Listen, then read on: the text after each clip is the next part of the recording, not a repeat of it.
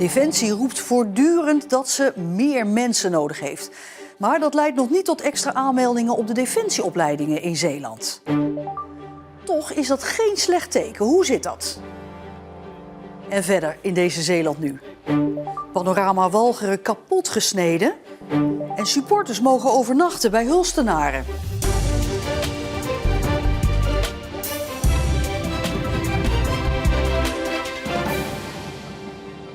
Goedenavond. De onrust in de wereld voelt voor ons soms nog ver weg, maar het raakt ook onze provincie. Bijvoorbeeld de veiligheids- en defensieopleidingen bij Scalda. Een deel van de nieuwe mensen die Defensie nodig heeft, moet daar vandaan komen. Maar ondanks de toenemende vraag bij Defensie groeien de aanmeldingen niet.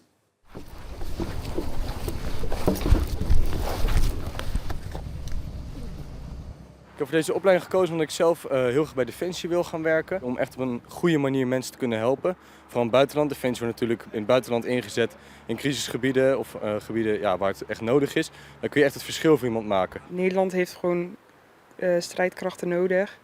En het leek mij daarom leuk om iets met maritiem te doen. Defensie heeft dringend meer mensen nodig. Vanwege de onrust in de wereld moet het Nederlands leger snel sterker en groter worden.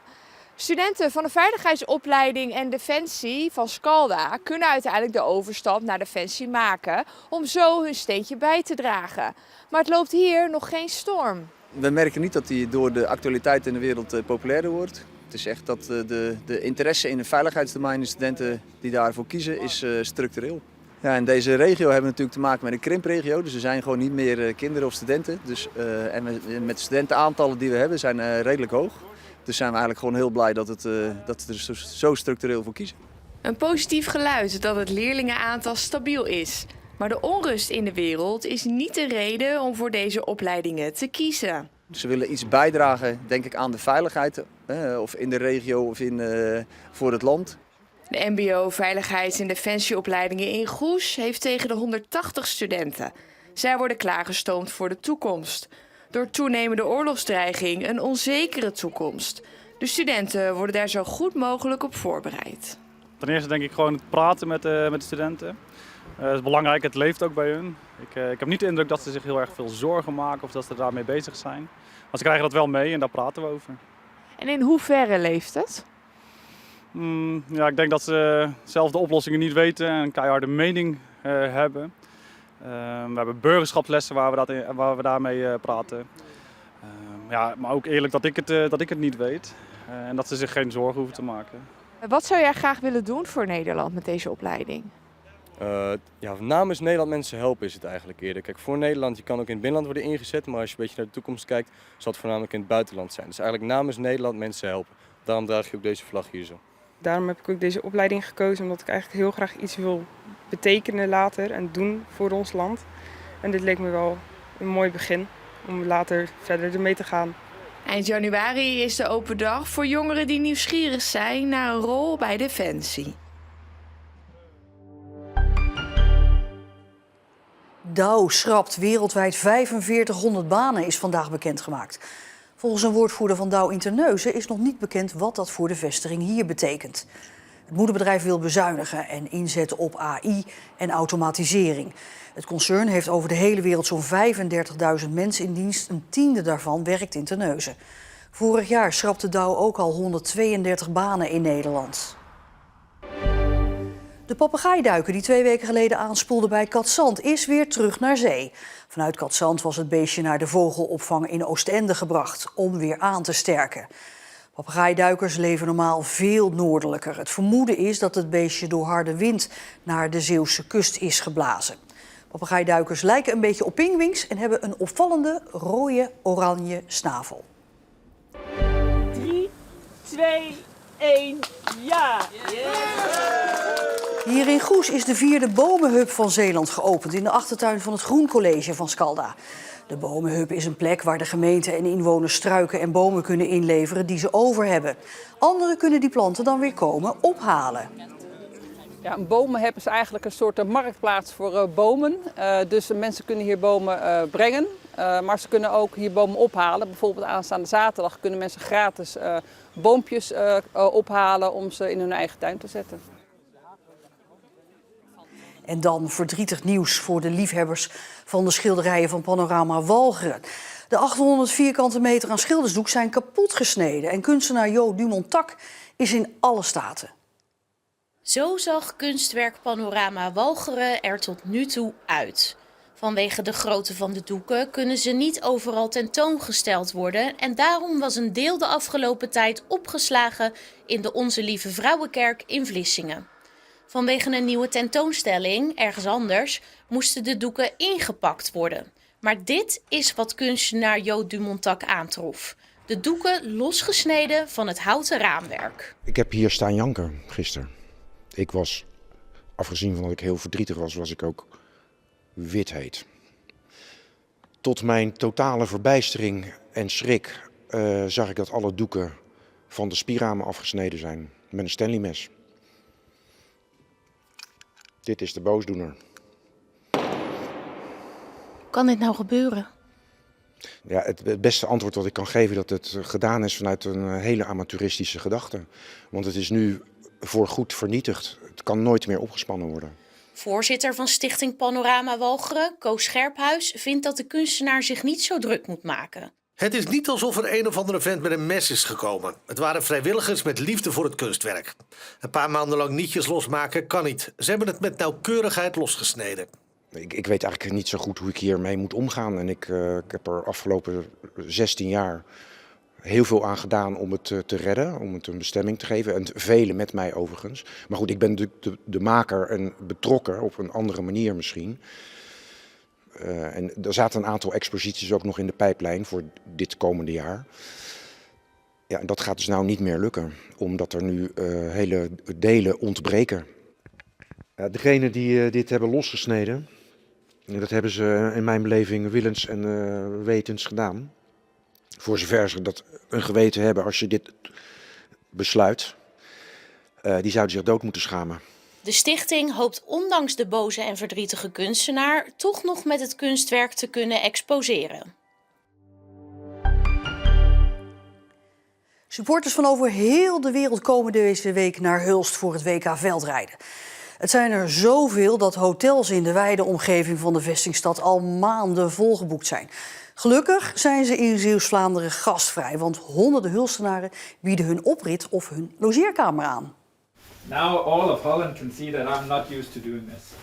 Everything was booked, so there were no hotels. When a friend said that maybe you try this group on Facebook called Staying in Hulst.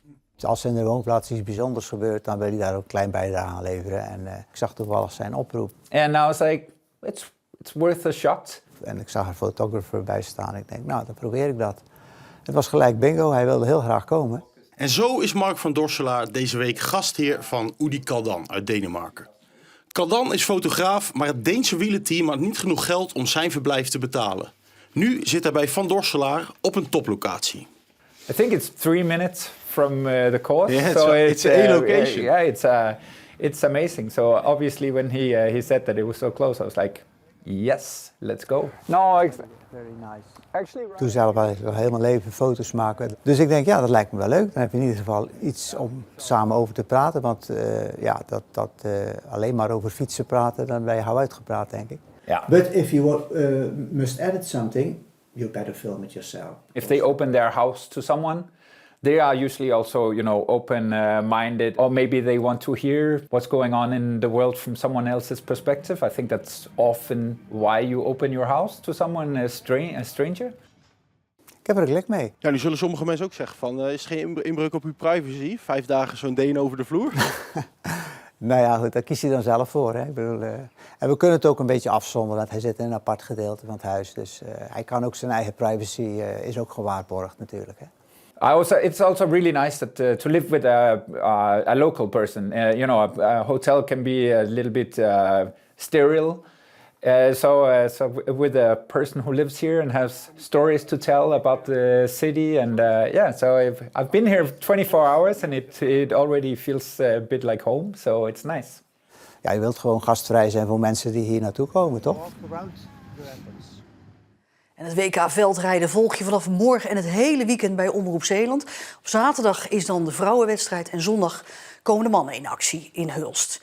Ja, dit weekend dus het WK veldrijden, maar ook dit weekend de opvoering van de Hohe Messe van Bach in de Sint-Jacobskerk van Vlissingen, zaterdagavond.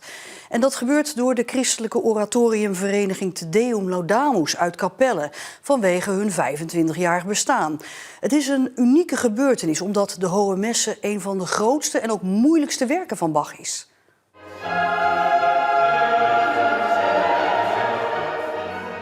Aleida Post, dirigent van dit koor. Een bijzonder stuk dit keer, de Hohe Messe. Ja, we hebben ons jubileumconcert en we zijn een jaar al flink aan het werken aan dit prachtige stuk. Dit is eigenlijk de hoogste standaard die je maar kan uitvoeren met een koor. En we zijn heel dankbaar en blij dat we dit dus mogen doen op het jubileumconcert, want het is ons 25-jarig bestaan. De Hohe Messe, wat is daar zo bijzonder aan? Het is het meesterwerk van Bach. En hij heeft natuurlijk ontzettend veel mooie muziek geschreven. Het meest bijzondere vind ik aan het stuk is dat hij alles heeft samengebracht in zijn leven tot dit stuk. Het is zijn meesterwerk volgens u. Is het ook zijn moeilijkste stuk? Ja, het is zeer hoogstaand. Het vraagt veel van het orkest, van het koor, van iedereen die daarbij betrokken is.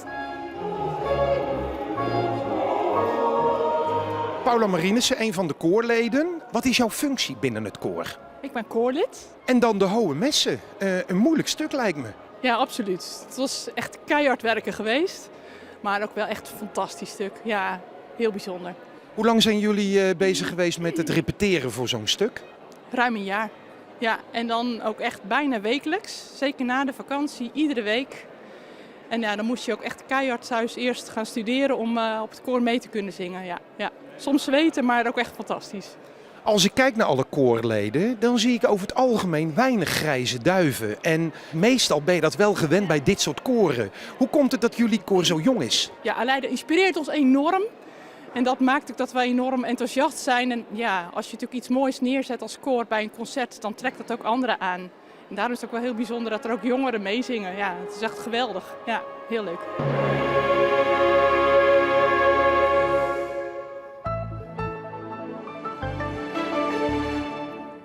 Het was een bewolkte, koude dag vandaag in Zeeland. De temperatuur lag maar 1-2 graden boven het vriespunt. Morgen kruipt de temperatuur al op naar zo'n 6 graden. Dit weekend zelfs nog enkele graden hoger. Wel is het vanaf zondag regenachtiger. En tot zover deze Zeeland Nu. Nog een hele fijne donderdagavond. En tot morgen.